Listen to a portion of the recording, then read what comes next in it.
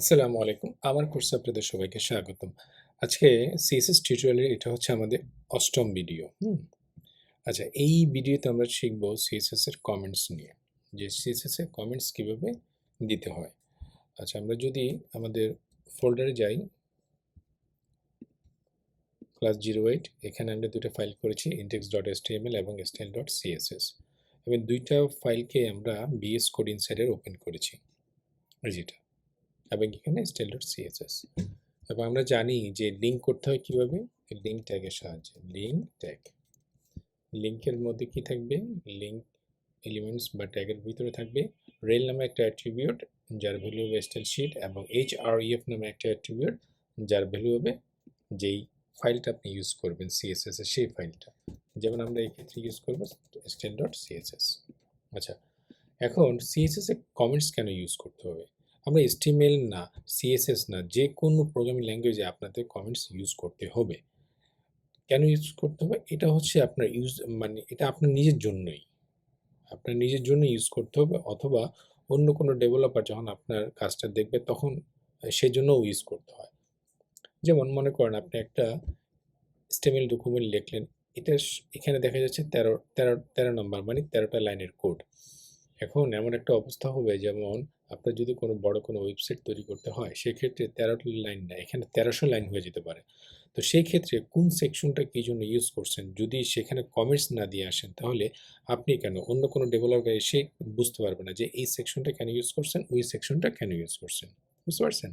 অথবা আপনি যদি ১ মাস বা ১ বছর পরে আপনার কোডটা ওপেন করেন, ওপেন করে আপনি দেখবেন যে এই লাইনটা কেন লিখছেন, ওই লাইনটা কেন লিখছেন, সেটা আপনি বুঝতে পারতেছেন না। এর কারণটা হলো আপনি কমেন্ট আউট করেন নাই। প্রপার কমেন্ট করেন নাই। সো এই প্রপার কমেন্টটা খুবই জরুরি। এটা আপনার জন্য যেমন জরুরি, অন্যান্য ডেভেলপারের জন্য এটা জরুরি। তো HTML এ আমরা জানি যে কমেন্ট কিভাবে দেয়। HTML এ কমেন্ট দেয় কি জানি এটা? Less than, exclamation sign, dash dash, তারপর হচ্ছে ড্যাশ ড্যাশ, গ্রেটার দেন। এভাবে আপনার শুরু করে আর এখানে শেষ করে। তারপর মাঝখানে আপনি HTML কমেন্টস দেয়, HTML কমেন্টস, তাই না? কিন্তু সিএসএস কমেন্টসটা কীভাবে দেয়? সিএসএস কমেন্টসটা একটু ভিন্ন। যেমন আমরা যদি এইখানে যাই, এই যে সিএসএস কমেন্টসটা লেখে কীভাবে, ফরওয়ার্ড স্ল্যাশ স্টার, তারপরে স্টার, ফরওয়ার্ড স্ল্যাশ। যেমন আপনি যদি বলেন যে header style will goes to here, তো এই লেখাটাকে আপনি কি করবেন, কমেন্ট আউট করে রাখবেন। তো সেক্ষেত্রে প্রথমে দিবেন কি, প্রথমে দিবেন আপনি ফরওয়ার্ড স্ল্যাশ তারপর স্টার, এরপরে শেষে দিবেন কি স্টার, তারপর ফরওয়ার্ড স্ল্যাশ। এই যে হয়ে গেছে। তারপরে এখানে আপনি হেডারের জন্য যে স্টাইলগুলো আপনি লিখবেন সেগুলো লিখবেন। যেমন হেডারের জন্য যেটা স্টাইল লিখবেন, মনে করেন হেডার নামে একটা ক্লাস আছে আপনার হেডার সেকশনে, হেডারের লোগোর জন্য যে স্টাইলগুলো নেবেন, মানে হেডার সেকশনের জন্য যে স্টাইলগুলো লিখবেন সেই স্টাইলগুলো এখানে লিখবেন, এবং উপরে কমেন্ট আউট করে রাখবেন যে এটা হচ্ছে আমার হেডারের জন্য। এরপর আপনি আবার কমেন্ট আউটটা এখানে করতে পারেন যে main content style will goes to here. Okay, তো এভাবেই যদি আপনি কমেন্ট আউট করে রাখেন, তাহলে আপনি নিজেই বুঝতে পারবেন যে এই সেকশন, এই সিএসএসগুলো করা হয়েছে কি জন্য, হেডার স্টাইলের জন্য করা হয়েছে। এই সিএসএসগুলো, নিচের সিএসএসগুলো কেন করা হয়েছে, মেইন কন্টেন্টের জন্য। বুঝতে পারছেন? তো এই জন্য আমরা সিএসএসে আমরা কমেন্টসগুলো ইউজ করব, অথবা আমাদের যদি এমন হয় যে আমাদের হেডারটা দরকার নেই, সেক্ষেত্রে আমরা কমেন্ট আউট করে রাখবো, যাতে এই ক্লাসটা আর কল না হয়, মানে সিএসএস ফাইল থেকে যাতে এই ক্লাসটা কল না হয়। মানে এরকম অনেক কারণে আমরা কি করব, কমেন্ট আউট করব। কেন কমেন্ট আউট করব আমি আবার যদি বলি, আমাদের কমেন্ট আউট করব আমাদের, যাতে আমরা বুঝতে পারি পরবর্তীতে যে এই কোডগুলো কেন লেখা হয়েছে, হ্যাঁ?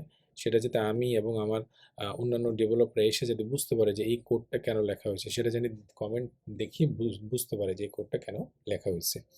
এছাড়া আমরা যদি কোনো একটা লেখাকে দেখাতে না চাই, লেখা মানেই হচ্ছে মানে কোডকে, কোনো একটা কোডকে যদি দেখাতে না চাই, সেক্ষেত্রে আমরা কমেন্ট আউট করে রাখবো। বুঝতে পারছেন?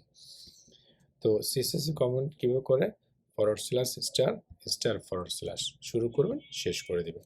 আপনি চাইলে এটাকে মাল্টি লাইন করতে পারেন, কোনো সমস্যা নেই, আপনার কোনো প্রবলেম হবে না। এরকম আপনি এরকম করে নিতে পারেন, কোনো সমস্যা হবে না। বুঝতে পারছেন? ঠিক তেমনি আপনি যদি, এটা তো আমাদের গেলে এক্সটার্নাল স্টাইল, সেটা আপনি যদি ইন্টারনাল লেখেন, ইন্টারনালের জন্য আমাদের স্টাইল ট্যাগ শুরু করতে হবে, শেষ করতে হবে কোথায়, হেড সেকশনে।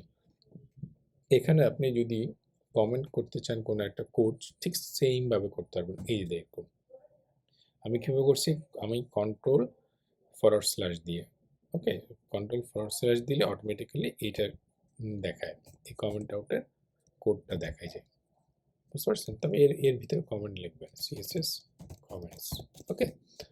তো আপনার ইন্টারনালও এভাবে লিখতে হবে, এক্সটার্নালও আপনি এভাবে লিখতে পারবেন, বুঝতে পারছেন? এভাবে আপনি CSS কমেন্টসগুলো ইউজ করবেন। মনে রাখবেন কমেন্টস বড় বড় যত কোড, যত বড় না, নট অনলি বড় যে আপনি 1300 লাইনের হইলেই যে কোড কমেন্টস করবেন, আর 13 লাইনে হলে যে কোড কমেন্টস করবেন না, সেটা না, আপনাকে কমেন্টস করে যেতে হবে। এটা একটা বেস্ট প্র্যাকটিস, গুড প্র্যাকটিস, ওকে। তো আজকে এটা ছিল কমেন্টস নিয়ে। নেক্সট নতুন কোনো টপিক্স নিয়ে আলোচনা করা হবে। ততক্ষণ পর্যন্ত ভালো থাকবেন, সুস্থ থাকবেন। আল্লাহ হাফেজ।